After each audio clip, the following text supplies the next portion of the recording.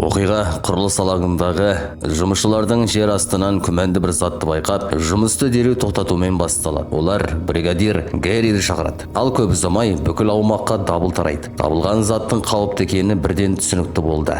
Эвакуация жұмыстарын үйлестіретін офицер Кларис Паддиктің бассейндегі құрылыс алаңынан келген шұғыл фотосуреттерді басшысына жеткізеді. Ол суреттерді аға офицерге көрсеткенде, екеуі де жағдайдың өте ауыр екенін бірден түсінеді. Дәл сол сәтте телефоннан бәрін өзгертетін хабар келеді. Вестминстерден екінші дүниежүзілік соғыстан қалған жарылмай жатқан 1000 фунттық авиабомба табылған. Оның жарылыс радиусы өте үлкен болғандықтан дереу 800 метрлік қауіпсіздік аймағы белгіленуі тиіс.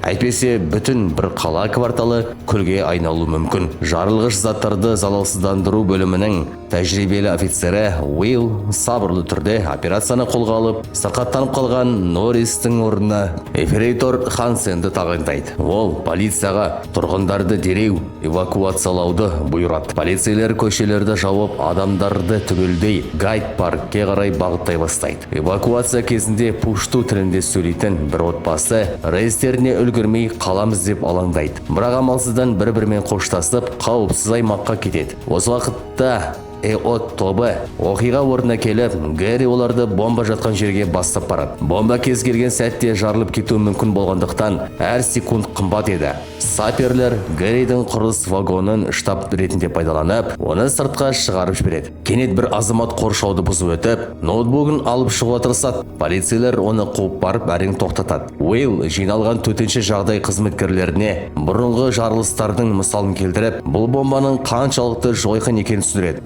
Вестминстер кеңсесінің төтенше жағдайлар жөніндегі маманы Харди Гил құрылыс алаңының астымен 400 киловольттық электр кабелі өтетінін хабарлайды. Сондықтан бомба қауіпсіз күйге келтіргенше бүкіл ауданның электр қуатын өшіру қажет болады. Басшылық жарықтың мүмкіндігінше аз уақытқа ғана сөндірілгенін қалайды. Полиция сержанты Кейн байланыс офицер ретінде операция орнында қалады. Уиллдің командасы әдеттегідей қара әзіл айтып, қобалжуды басуға тырысады. Кейн Уилл бұл 500 сериялы авиабомба екенін анықтайды. Алдымен ол шұңқырдағы суды сорып шығаруды бұйырып, Хансен мен Уордиді ішке жібереді. Уилл Хансенге босқа кедергі болмай, нақты жұмыс істеуді тапсырады. Сол кезде құрылыс алаңындағы негізгі электр жүйесі өшіріледі. Сержант Кейн радиомен суды сорып шығару басталған хабарлайды. Зузанна қауіпсіздік қоршауының толық жабылғанын растап, саперлерге жұмысты жалғастыруға рұқсат береді. Хансен су басқан камераға түседі. Уилл респиратор киіп, бүкіл процесті сырттан бақылап тұрады. Әзірге ешқандай қозғалыс байқалмайды. Біраздан кейін бұрғы іске қосылып, мамандар бомбаны зерттей бастайды. Уилл оператор Тониге камераны төмен түсіруді бұйырады. Зузанна оған қозғалмай тұрып, кейін жылу камерасына ауысуды тапсырады. Жылу камерасы белгісіз, қауіпті емес,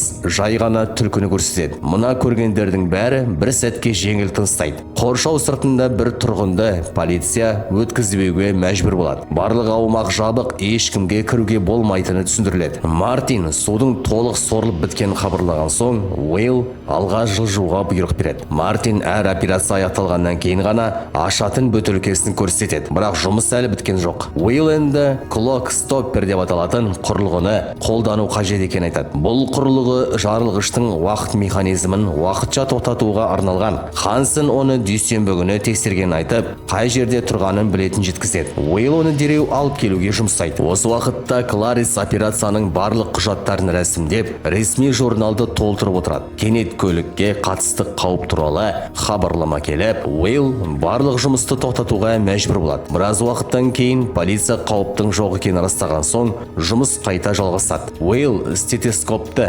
бомбаның қабына қойып, жарғыштың жұмысын тыңдай бастайды. Алғашқы тұтатқыштың бүтін екенін байқайды. Ол алюминийден жасалған және тасымалдау тығыны орнында тұр. Бірақ келесі сәтте әлдеқайда қорқынышты нәрсені байқайды. Бомбаның ішінде екінші тұтатқыш бар екен. Оның уақыт механизмі әлдеқашан іске қосылып, сағаттай тықылдап тұр. Уилл бар даусымен бәріне дереу тасаға тығылуды бұйырады. Радио арқылы басшылыққа белсенді таймер анықталған хабарлайды. Бұл бомба келесі 48 сағаттың кез келген сәтінде жарылып кетуі мүмкін. Ол магниттік клок стоппер құрылғысы жарылысын іске қосады. Уилл белгі бергенде Хансен оны қосады да тықылдаған дыбыс бірден тоқтайды. Осыдан кейін Уилл жарылыстың күшін азайту үшін бомбаның айналасына қорғаныс қабырғасын тұрғызуды бұйырады. Басшылық мұндай қабырға кем дегенде 5 сағатта ғана дайын болатынын айтады. Дәл осы уақытта қаланың басқа бөлігінде банк тонаушылар қойма ішіндегі болат есікті тесіп басты сейфке кіреді. Олар тек қолма-қол ақша мен жеңіл әшекейлерді ғана алып кетеді. Бомба тұрған жерде Хансен Тод басуы тиіс жерде жылтырап тұрған бөлікті байқайды. Уилл мұндай жақсы сақталған бомбаны бұрын көрмегенін айтып, оның күмәнді екенін сезсе, жұмысты жалғастыруды бұйырады. Көп ұзамай Мартин Уиллды шұғыл шақырады. Уақыт механизмі қайта іске қосылып, бомба тағы да тықылдай бастайды. Барлығы қайтадан тасаға тығылады. Бұған қоса клок-стоппер істен шыққаны белгілі болады. Енді уақыт механизмін тоқтататын ешқандай мүмкіндік қалмаған еді. Соңғы амал ретінде Уилл G әдісін қолдануға шешім қабылдайды. Басшылыққа бомбаның енді өте тұрақсыз екені хабарлайды. Жоспар бойынша жарғышқа дәл бұрғылап тесік ашып, ішіне арнайы ерітінді жіберіп, механизмді бітеп тастау қажет. Уилл бар жауапкершілікті мойнына алып, бұрғылауды бастайды. Бір ғана қате бәрінің өмірін жалмауы мүмкін еді. Сол кезде дрон операторы қоршаудың ішінде тағы бір белгісіз жылу көзін байқайды. Ол туралы Клариске хабар береді. Ауданда электр қуаты толық өшірілгендіктен бұл саперлердің генераторы болу мүмкін емес еді. Демек, қоршалған аймақтың ішінде белгісіз біреу жүрген. Кларис қауіпсіздік мақсатында Уиллге бұрғылауды дәл ортасында тоқтатуды бұйырады. Бұл шешім Уиллды қатты ашуландырады. Полиция белгісіз адамның жылу ізін растаған соң патруль көлігін тексеруге жібереді. Уилл басшылыққа қорғаныс қабырғасы әлі аяқталмағанын ескертіп, дәл қазір жарылыс болса салдары алапат болатынын айтады. Осы уақытта банк тонаушылары барлық сейфтерді босатып, олжаларын арбаға тиеп үлгереді. Бомба жанында Уилл Хансенге тағы да тасаға тығылуды бұйырады. Хансен клок-стоппердің істен шығуына өзі кінәлі екенін мойындайды. Бірақ Уилл оны кінәламай, тек аман қалуды бұйырады. Сол сәтте тонаушылар полицияның жақындап келе жатқанын естіп, қимылсыз қатып қалады. Полиция Портлей Плейс ауданын тексеруді бастаған хабарлайды. Бір кезде жылу белгісі жоғалып кетеді. Бірақ көп ұзамай бір полиция қызметкері қоршалған аумақтың ішінде белгісіз ер адамды байқайды. Әлгі адам бірден қаша жөнеледі. Радио арқылы бағынбайтын ер адам қоршау ішінде қашып бара жатыр деген хабар тарайды. Осыны естіген қарақшылар құралдарын тастап қашуға мәжбүр болады. Ал Уилл болса әлі де бомбаның үстінде жұмыс істеп жатып, бір жамандықты сезетінін айтады. Кенет тықылдаған дыбыс мүлде тоқтап қалады. Келесі сәтте алапат жарылыс болып, Ewot тобы жан-жаққа ұшып кетеді. Уилл бірден адамдарды түгелдеп шығады. Бақытына қарай барлық қызметкерлері тірі екен. Ол үлкен жеңілдік сезінгенімен қатты есеңгіреп қалады. Ал қоршаудың ішінде қарақшылар ұрлаған сөмкелерінің аман екенін тексереді. Бірақ Ньюманның бірнеше қабырғасы сынып кеткені белгілі болады. Полиция қосымша күш шақырып, жараланған офицерге жедел жәрдем сұратады. Ewot тобы басқару орталығына барлығының аман қалғанын хабарлайды. Кларис бейне жазбаларды қарап отырып, жер астында қалып қойған бірнеше жұмысшының ескерту дыбыстарын мүлде естімеген байқайды. Ол олардың нақты қай жерде екенін дереу анықтауға бұйырады. Бұл уақытта қарақшылардың қашуға арналған құралдарының бірі кептеліп қалады. Олар басқа құралды пайдаланып, жолдарын жалғастырады. Полиция дроны олардың дәл үстінен ұшып өтеді. Жараланған адам сыртқа шығуға рұқсат сұраса да, полиция қызметкері жедел жәрдем келгенше күтуді бұйырады. Қарақшылар Портли хаустың астындағы туннельге түсіп кетеді. Полицейлер оларды байқап қалып, дереу қуғын бастайды. Зузанна қарулы арнайы бөлімше СК-19 жасағын шұғыл шақырады. Туннель ішінде қарақшылар фонарлары мен радиоларын өшіріп, қараңғыда үнсіз қозғалып кетеді. Бірақ G есімді сыбайластары жоғалып кетеді. Топ басшысы оны 2 минут күтетін айтып, жауап болмаған соң қалғандарына оңсыз кетуге бұйрық береді. Жер бетінде G тар өткелден еңбектеп шығып кетеді. Дәл сол кезде қызғылт сары жилет киген бір адам қашуға дайын тұрған ақ фургонға мінбек болады. Полицейлер оны ұстамақ болғанда, ол қарсылық көрсетеді. Алайда тәртіп сақшылары оны жерге жығып, қолына кісен салады. Осылайша G қолға түсіп, қарақшылар тобы бір адамнан айырылып қалады. Бомба тұрған жерге қайта оралған Хансен Уиллге құрылғыдағы химиялық ауытқулар туралы хабарлауды ұсынады. Уилл ұзақ ойланып тұрып, меніңше бұл екінші дүниежүзілік соғыстан қалған нағыз бомба емес. Оның тот басу деңгейі біздің дайындық кезінде көрген ешбір үлгіге сәйкес келмейді дейді. Уилл Уэйлдың командирі оның күдігін орынды деп тауып, ол мәліметтерді ресми тергеуге жіберуге келіседі. Артынша Уэйл Зузаннаға радио арқылы хабарласып, жарылғыш заттың қалдықтарын сынама алып, химиялық құрамын тексеруді ұсынады. Оның айтуынша, табылған бомба екінші дүниежүзілік соғыстан қалған түпнұсқа қару болмауы мүмкін. Бұл бүкіл істі әлдеқайда ауқымды тергеуді айналдырады. Осыдан кейін Уэйл полицияның байланыс желісіне шығып, оқиға орнын толықтай құқық қорғау органдарына тапсырады. Сол сәтте полиция қызметкері банк қоймасына дейін қазылған жасырын туннельді тауып алады. Ол Эджвер Роудағы банк тоналған хабарлайды. Бірнеше секундтың ішінде бұл туралы бүкіл қалаға ескерту тарайды. Полиция 3 бақылау бекетін жауып, ауданнан шығатын барлық жолдарды қоршауға алады. Осы кезде қарақшылар радио арқылы байланысып, Корралеске Вестфей тас жолының астында кездесуді бұйырады. Корралес кәріз құбырынан суға малшынып шығып, күтіп тұрған фургонға мінеді. Полицейлердің бақылау бекеті олардың жолын бөгегенде, қарақшылар ұрланған заттарды жасырып үлгереді. Олар өздерінің кәріз жүйесінің жұмысшыларымыз деп таныстырады. Тексеру кезінде бір полиция қызметкері фургонға кіріп, күмәнді иісті сезеді. Алайда көліктің Лондон Ватер қызметінің ресми фургон екені сеніп, оларды өткізіп жібереді. Осылайша қарақшылар барлық қоршаудан еш кедергісіз өтіп кетеді. Фургон ішінде олар мәз болып айғайлап, операцияның сәтті аяқталғанын тойлай бастайды. Ал Зузанна Портли хауста тұратын барлық тұрғындарын тізімін сұратып, әсіресе 79-ші пәтерге ерекше назар аударады. Бомба тұрған жерге жоғары шенді әскери басшы генерал Минтон келеді. Ол Уэйлдың қызметтік тарихын жақсы білетін адам еді, және бірден тергеуді өз қолына алады. Жақын маңдағы бір отбасы өздерінің дәл сол 79-ші пәтерде тұратынын айтқанда, полиция оларды бірден жауып алуға алып кетеді. Минтон Уэйлдың бомбадағы күмәнді белгілерді неге ертерек хабарламағанын сұрап, оны қатты қыса бастайды. Бұл Уэйлдың мансабына қауіп төндіретін жағдай еді. Уэйл өзін ақтап, мен дәл қасында жарылуға дайын тұрған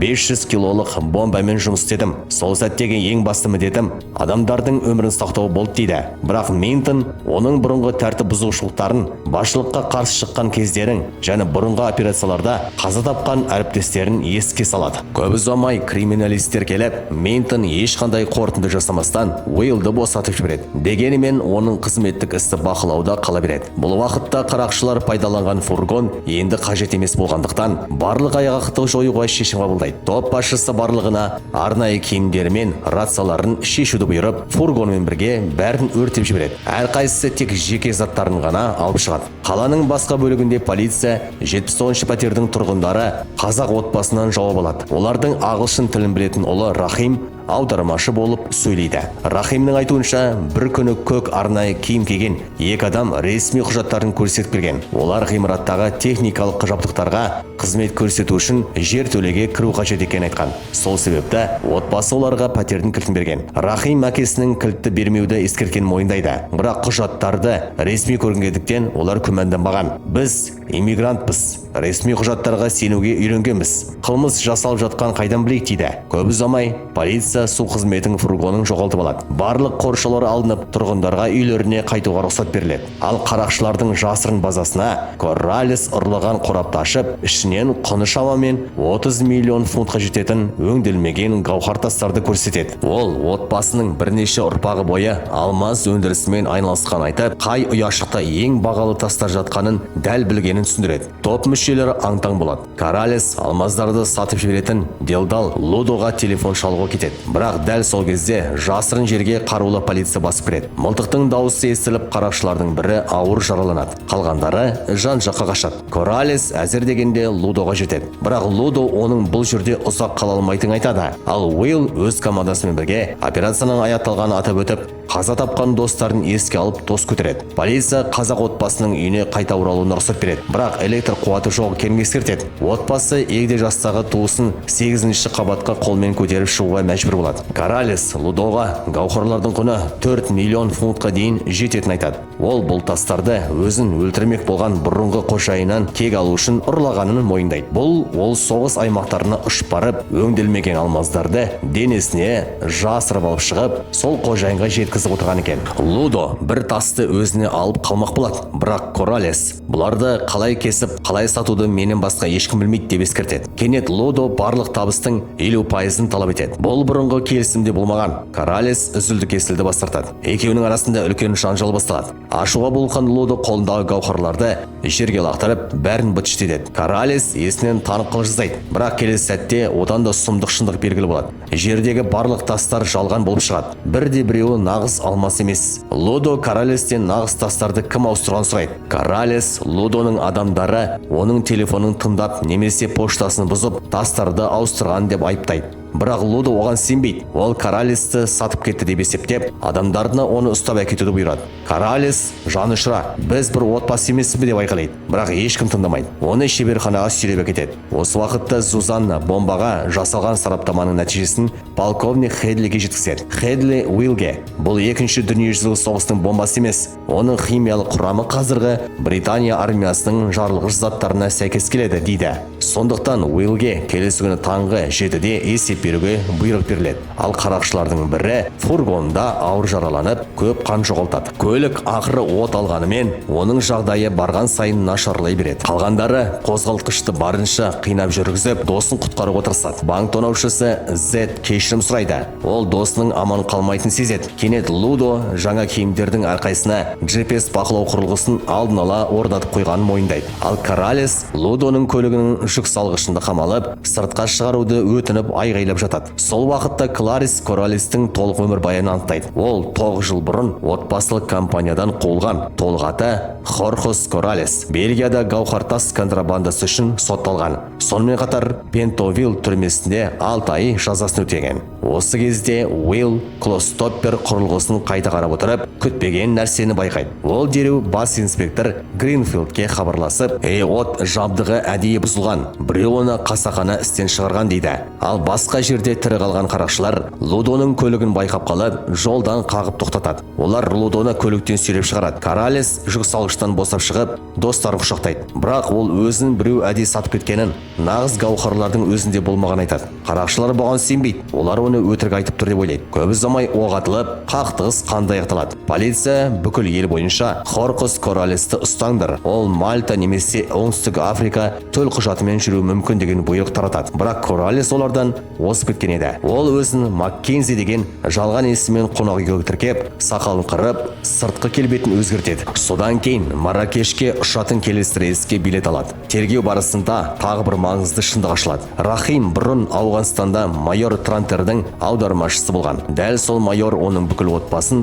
Ұлыбританияға аман алып шыққан. Сонымен қатар Коралес те 1 жыл бойы Ауғанстандағы асыл тастар кенішінде жұмыс істеген. Осыған байланысты Кларис майор Трантер мен Рахимнің екеуіне де шекарадан шығуға тыйым салуды бұйырады. Көп ұзамай полиция Коралестің Хитроу әуежайынан Марракешке билет алған анықтайды. Бірақ ол жалған есіммен тіркеліп, ұшаққа мінбей, ізім-ғайым жоғалып кетеді. Тергеу барысында Рахимнің ағасы Паян дәл сол бомба қойылған құрылыс алаңында түнгі күзетші болып істеген анықталады. Полиция майор Трантердің үйіне басып кіріп, әр бөлмені тінтейді. Шеберханада криминалистер көптеген айғақтарды жинайды. Ал шетелде Коралес, Рахим және Уилл қайта кездеседі. Коралес бомба жоспарланған уақыттан ерте жарылғанын, бірақ бәрібір операцияның мақсаты орындалған айтады. Олар қажетті дүниенің бәрін алғандарын растайды. Коралес Рахимге өмірін сақтап қалған үшін қарыздар екенін айтады. Уилл әзілдеп, тағы бір істі бірге істейміз бе дейді. Бірақ Коралес бас тартады. Кейін үшеуі сатып алушылармен кездесіп, гауһарларды өткізеді. Ұзақ саудаласудан кейін мәміле сәтті аяқталып, ақша толық аударылады. Коралес барлық пайданы тең бөліп, әркімнің қарызын жауап береді. Олар бір-бірімен қоштасып, әрқайсысы